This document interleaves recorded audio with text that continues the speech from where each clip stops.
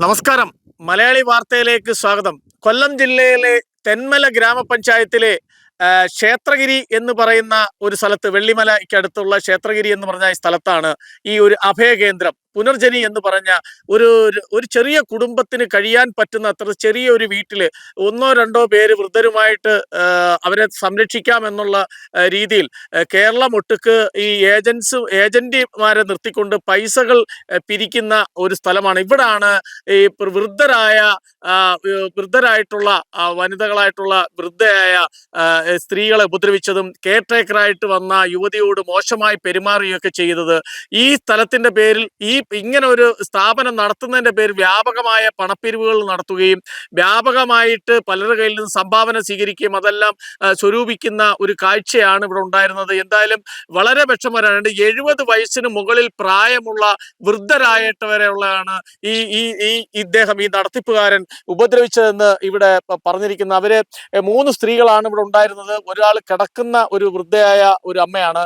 അവർക്ക് എണീറ്റ് നടക്കാൻ പറ്റത്തില്ല. അവരോടൊപ്പമാണ് ഈ 3 സ്ത്രീകളും ഒരു റൂമിലാണുള്ളത്. ഈ റൂമിലാണ് വൈകുന്നേരമാകുമ്പോൾ മദ്യപിച്ചിട്ട് ഈ റൂമിനകത്തേക്ക് കടന്നു ചെല്ലുകയും അവരെ കടന്നു പിടിക്കുകയൊക്കെ ചെയ്യുന്നു. ഒരു സ്ത്രീക്ക് അല്പം മാരകമായിട്ട് തന്നെ പറ്റിയിട്ടുണ്ട് ഈ പീഡനത്തിന്റെ ഇരയായിട്ട്. അവരാണ് സഹികെട്ട് കാലത്തെ ഇവിടുന്ന് ഇറങ്ങി സമീപ പ്രദേശത്തുള്ള വീടുകളിൽ പോയി അഭയം തേടുകയും അവരിൽ നിന്ന് പൈസ വാങ്ങിക്കൊണ്ട് മറ്റേതെങ്കിലും സ്ഥലത്തേക്ക് രക്ഷപ്പെടുന്നല്ല മരിക്കണം എന്നുള്ള രീതിയിൽ ചിന്തയായിട്ട് പോകുന്നു. അവസാന കാലത്ത് വീട്ടുകാർ, മക്കളോ കുടുംബക്കാരോ ആരും നോക്കാതിരിക്കുമ്പോൾ ഒരു ആശ്രയം എന്ന നിലയിൽ എവിടെയെങ്കിലും അഭയം തേടണമെന്ന് വിചാരിച്ച് ബന്ധുക്കായിട്ടുള്ളവർ സ്വരൂപിച്ച് ലക്ഷക്കണക്കിന് രൂപ കൊടുത്തിട്ടാണ് ഇവിടെ അഭയം തേടുന്നത്.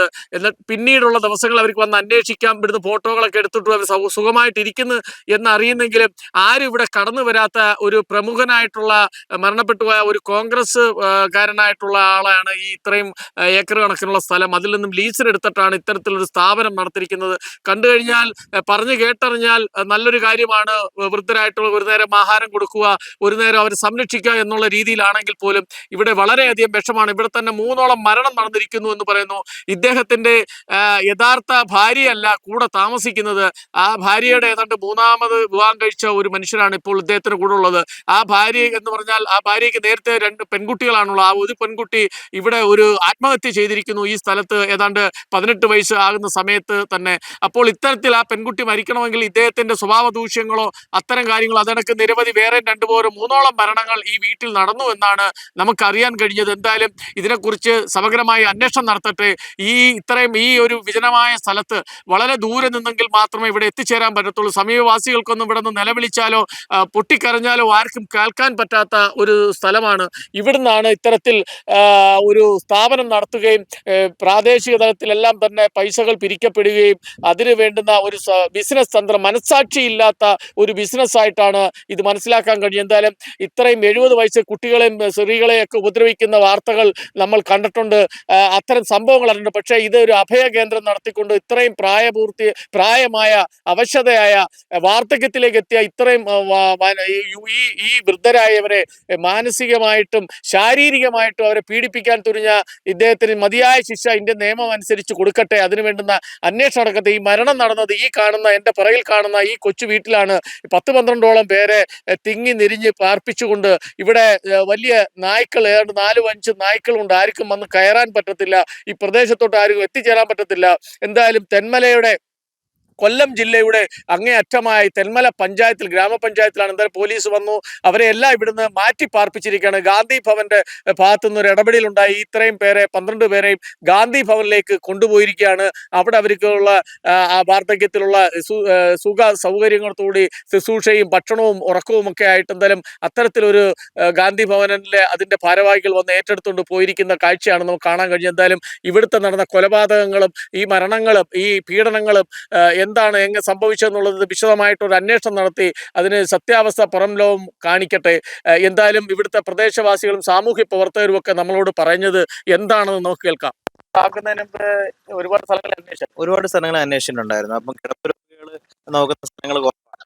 അതുകൊണ്ടാണ് ഇവിടെ തന്നെ കൊണ്ടാക്കിയത്. സുഖമില്ല, എണീറ്റ് അടക്കത്തില്ല, കിടക്കുകയെന്ന് പറഞ്ഞാൽ പലർക്കും അവരെടുക്കത്തില്ല. ഒരാളുടെ സഹായം ഇല്ലാതെ പുള്ളിക്കാരിക്ക് മറ്റുള്ള കാര്യങ്ങൾ, പ്രാഥമിക കാര്യങ്ങൾ ബുദ്ധിമുട്ടുണ്ട്. അപ്പൊ ഇവിടെ അതങ്ങനെ നേരത്തെ ഒരാൾ ഇങ്ങനെ ഇവിടെ കിടന്നിട്ടുണ്ട്. നേരത്തെ കിടന്നിട്ടുണ്ട്, അങ്ങനെ പരിചയമുള്ള ഒരാൾ കിടന്നിട്ടുണ്ട്. അതിന്റെ അടിസ്ഥാനത്തിൽ അവരോട് ചോദിച്ചിട്ടാണ് കാര്യങ്ങളൊക്കെ മനസ്സിലാക്കിയിട്ടാണ് ഇവിടെ കൊണ്ടുവിടുന്നത്. അന്ന് അദ്ദേഹത്തിന്റെ ഭാര്യ ഉണ്ടായിരുന്നു, അത് നോക്കാനും കാണാനും ഉണ്ടായിരുന്നു. ഭാര്യ മരണപ്പെട്ടതിന് ശേഷമാണ് ഇയാള് ഇത്ര രീതിയിലായത് എന്നാണ് അറിയാൻ അറിയാൻ കഴിയും. കഴിയുന്നത്. പ്രദേശവാസിയാണോ? അതെ അതെ, പ്രദേശവാസിയാണ്, സാമൂഹിക ജീവകാരുണ്യ പ്രവർത്തകനാണ്. എന്താണ് ഇതിനെ കുറിച്ചുള്ള ആക്ഷേപം? ഇതിനെക്കുറിച്ച് ആക്ഷേപം എന്ന് പറഞ്ഞാൽ ഇങ്ങനെ ഒരു സ്ഥാപനം ഇവിടെ പ്രവർത്തിക്കുന്നത് തികച്ചും നിയമവിരുദ്ധമായിട്ടാണ്. യാതൊരു വിധമായ പഞ്ചായത്തിന്റെയോ സാമൂഹ്യ നീതി വകുപ്പിന്റെയോ ഒന്നും അറിവിൽ ഇങ്ങനെ ഒരു സ്ഥാപനം ഇവിടെ പ്രവർത്തിക്കുന്നതായിട്ട് അറിയില്ല. പക്ഷേ ഇത് നാട് മുഴുവനുള്ള ആളുകളിൽ നിന്നും പിരിവെടുക്കുകയും ആ പിരിവ് സമാഹരിച്ച് അവർ ജീവിതോപാധിയായി മുമ്പോട്ട് പോയിക്കൊണ്ടിരിക്കുക. ഇവിടെ നിരവധി അന്തേവാസികൾ ഉണ്ടോ എന്ന് ചോദിച്ചാൽ 2 പേരായിരുന്നു നേരത്തേക്ക് ഉണ്ടായിരുന്നത്. ഇപ്പോൾ ഒരു 12ഓളം പേരെ കോട്ടയം മേഖലകളിൽ നിന്നാണ് ഇപ്പോൾ കൊണ്ടുവന്നിട്ട് ഈ പീഡനം നടത്തിയിട്ടുള്ളത്. അപ്പൊ ഇദ്ദേഹത്തിന്റെ ഭാര്യ എന്ന് പറയുന്നത് ആദ്യം വിവാഹം കഴിച്ചല്ല. ഇത് ഇവിടെ നടത്തിപ്പുകാരിയായിരുന്നത് ഒരു സ്ത്രീയാണ്. ആ സ്ത്രീയുടെ 3ാമത്തെ ഭർത്താവാണ് ഇപ്പോൾ ഇവരുടെ കൂടെ ഉള്ളതെന്ന് അറിയുന്നത്. അവര് കഴിഞ്ഞ ഒരു 2 വർഷം മുമ്പ് മരണപ്പെട്ടു. അതിന് 1 വർഷം മുമ്പ് ഇവരുടെ മകള്, ഈ സ്ത്രീയുടെ മകള് ഇവിടെ തൂങ്ങി നിൽക്കുന്ന നിലയിൽ കണ്ടിട്ടുണ്ട്. അപ്പോൾ ഇപ്പൊ ഇവിടുത്തെ അന്തേവാസികളായ അമ്മമാര് പറയുന്നത് 3ഓളം പേരെ അവരുടെ മുന്നിൽ വെച്ച് തന്നെ അതിക്രൂരമായി പീഡിപ്പിച്ച് അല്ലെങ്കിൽ ഉപദ്രവിച്ച് കൊല ചെയ്തിട്ടുണ്ടെന്നാണ് പറയുന്നത്. അപ്പൊ ഇതിനെക്കുറിച്ചൊക്കെ സമഗ്രമായ അന്വേഷണം നടത്തണം. സമഗ്രമായ അന്വേഷണം നടത്തിയാൽ ഇതൊരു കൊലപാതക കേന്ദ്രമാണ് എന്നാണ് എനിക്ക് തോന്നുന്നത്, അല്ലാതെ അനാഥാലയമല്ല. വയോജന സംരക്ഷണം നിലവിളിച്ചാൽ പോലും പൊതുജനങ്ങൾ കേൾക്കാൻ പറ്റാത്ത ഒരു മലയുടെ നടുക്കാണല്ലോ. അത് മാത്രമല്ല, ഇവിടെ ആളുകൾക്ക് കയറി വരുന്നത് വളരെ റയറായിട്ടാണ് ആളുകൾ കയറി വരുന്നത്. 20ഓളം ഏക്കറിന്റെ നടുവിലാണ് ഇത് സ്ഥിതി ചെയ്യുന്നത്. അത് മാത്രമല്ല, ഇവിടെ വന്നാൽ ഇവിടെ ആർക്കും കയറി വരാൻ പറ്റില്ല. ഇവിടെ ഒരു 8-10 പട്ടികളുണ്ട്. പിന്നെ എപ്പോഴും ഇവിടെ ലോക്ക് ചെയ്യപ്പെട്ട അവസ്ഥയിലാണ്. ഇവര് ഈ അന്തേവാസികളായ അമ്മമാരെയും അച്ഛന്മാരെയും ഒക്കെ പൂട്ടിയിട്ടിട്ടാണ് ഇദ്ദേഹം പുറത്തേക്ക് പോകുന്നതെന്ന്. അതുകൊണ്ട് അറിയില്ല, ആർക്കും അറിയാൻ കഴിയുന്നില്ല. ഇവിടെ ഇത്തരം സ്ഥലങ്ങളിൽ പൊതുജനങ്ങൾക്ക് സന്ദർശിക്കാനും അവർക്ക് സഹായങ്ങൾ ചെയ്താനും ഒക്കെ ഇവിടെ വന്ന് നേരിട്ട് കണ്ടായിരിക്കും പലരും ചെയ്യുന്നത്. അതെ അതെ അതെ. അപ്പൊ അത്തരം ആൾക്കാർ വരുമ്പോ ഈ നായ വളർത്തുന്ന കാണുമ്പോൾ തന്നെ അറിയാം ഇതൊരു അസ്വാഭാവികത ഉണ്ടെന്ന്. തീർച്ചയായും അങ്ങനെ ഇവിടെ വന്ന് സന്ദർശിക്കുന്നവർക്ക് മാത്രമേ ആ അസ്വാഭാവികത മനസ്സിലാവൂ. ഇവരെ ഏജൻസിയെ വെച്ചുകൊണ്ട് കേരളത്തിന്റെ വിവിധ ഭാഗങ്ങളിൽ ഇവർ പിരിവ് നടത്തുകയാണ്. നമ്മൾ കേരളത്തിന്റെ വിവിധ ഭാഗങ്ങളിൽ യാത്ര ചെയ്യുമ്പോൾ പലരും നമ്മളോട് ചോദിക്കാറുണ്ട് നിങ്ങളുടെ നാട്ടിലെ പുനർജനി എന്ന് പറയുന്ന സ്ഥാപനത്തെ കുറിച്ച്. പക്ഷെ നമ്മൾ പറയും അങ്ങനെ ഒരു സ്ഥാപനം ഇവിടെ ഇല്ല, ഈ നടക്കുന്നില്ല, അവിടെ അത് പൂട്ടപ്പെട്ടു എന്നൊക്കെയാണ് നമ്മൾ പറയുന്നത്. പക്ഷേ പലരെയും തെറ്റിദ്ധരിപ്പിച്ച് ഇതിന്റെ നല്ല ബ്രോഷറൊക്കെ അടിച്ചിറക്കി പലരെയും തെറ്റിദ്ധരിപ്പിച്ച് ലക്ഷക്കണക്കിന് രൂപ ഇവർക്ക് പിരിക്കുന്നുണ്ട്. അത് മാത്രമല്ല, ഇന്ന് ഇവിടുത്തെ അന്തേവാസികളിൽ നിന്നെടുത്ത തെളിവനുസരിച്ച് അവരിൽ നിന്നും 2 ലക്ഷം 3 ലക്ഷം കമ്മല്, മാല ഒക്കെ അവരുടെ ആഭരണങ്ങൾ ഉൾപ്പെടെ എല്ലാം വാങ്ങിയെടുത്ത് നിരവധി ആളുകളുടെ കയ്യിൽ നിന്ന് ലക്ഷക്കണക്കിന് രൂപ വാങ്ങിയിട്ടുണ്ടെന്നാണ് മനസ്സിലാക്കാൻ സാധിക്കുന്നത്. എന്നിട്ട് ഇവർക്ക് വെള്ളം പോലും കൊടുക്കാത്ത അവസ്ഥയിലാണ് ഇവിടെ ഇട്ടിരിക്കുന്നത്. 3 നേരം ആഹാരം കൊടുക്കുവോ എന്ന് ചോദിച്ചപ്പോൾ ഒരു അപ്പൻ പറഞ്ഞത്, ഒരു അമ്മച്ചി പറഞ്ഞത് വല്ലപ്പോഴൊക്കെ കിട്ടും എന്നാ പറഞ്ഞത്. അതാണ്, ആഹാരം പോലും കൊടുക്കാതെ അതിക്രൂരമായ പീഡനമാണ് ഇവിടെ അവർക്കെതിരെ നടത്തിയത്. വലിയ ബിസിനസ് തന്ത്രം എന്ന് മാത്രമല്ല, ഇന്നലെ തന്നെ ഇത് നടത്തിപ്പുകാരന്റെ അക്കൗണ്ടിൽ 40,000 രൂപ ഇന്നലെ ഉച്ചവരെ കയറിയിട്ടുണ്ട്. ആ 40,000 രൂപയിൽ 10,000 രൂപ അദ്ദേഹം വിഡ്രോ ചെയ്തിട്ടുണ്ട്. അത് പോലീസ് ഇന്നലെ കണ്ടെത്തിയിട്ടുണ്ട്. മാത്രമല്ല, പോലീസ് ഇവിടുന്ന് കഴിഞ്ഞ ദിവസം CCTV ദൃശ്യം പരിശോധിച്ചപ്പോൾ ഒരു അമ്മച്ചിയെ നൂൽ വസ്ത്രമില്ലാതെ എടുത്തുകൊണ്ടുപോയി ആ പീഡനം നടത്തിയിട്ടുള്ളതായിട്ട് അറിവുണ്ട് എന്നാണ് പറയുന്നത്. അതിനെക്കുറിച്ചൊക്കെ സമഗ്രമായ അന്വേഷണം വേണമെന്ന് ഞങ്ങൾ ആവശ്യപ്പെട്ടിട്ടുണ്ട്. സാമൂഹ്യനീതി വകുപ്പ് മന്ത്രിയെടുത്ത് ആവശ്യപ്പെട്ടിട്ടുണ്ട്. ഇവിടെ പിന്നെ വയോജന കമ്മീഷൻ ഇവിടെ വന്നിട്ടുണ്ട്. അവരുടെ ഇതൊക്കെ കൃത്യമായി ഞങ്ങൾ നിർദ്ദേശം കൊടുത്തിട്ടുണ്ട്. പോലീസിനോട് റിക്വസ്റ്റ് ചെയ്തിട്ടുണ്ട്. പോലീസ് ഇതിന്റെ പിന്നിൽ ആരെങ്കിലും പ്രവർത്തിച്ചിട്ടുണ്ടോ എന്ന് അന്വേഷണം നടത്തണമെന്ന് പറഞ്ഞിട്ടുണ്ട്. അതിനെക്കുറിച്ചൊക്കെ സമഗ്രമായ അന്വേഷണം നടത്തും. കുറ്റക്കാരെ ശിക്ഷിക്കും, കൃത്യമായി ശിക്ഷിക്കുമെന്ന് പറഞ്ഞിട്ടുണ്ട്. നമ്മുടെ കേരളത്തിലാണ് ഇത് നടക്കുന്നത്. സാംസ്കാരിക കേരളത്തിൽ ഇത് നടക്കുന്നു, ഞങ്ങളുടെ നാട്ടിൽ ഇത് നടക്കുന്നു എന്ന് പറഞ്ഞപ്പോൾ ഞങ്ങൾക്ക് വലിയ വിഷമമുണ്ട്.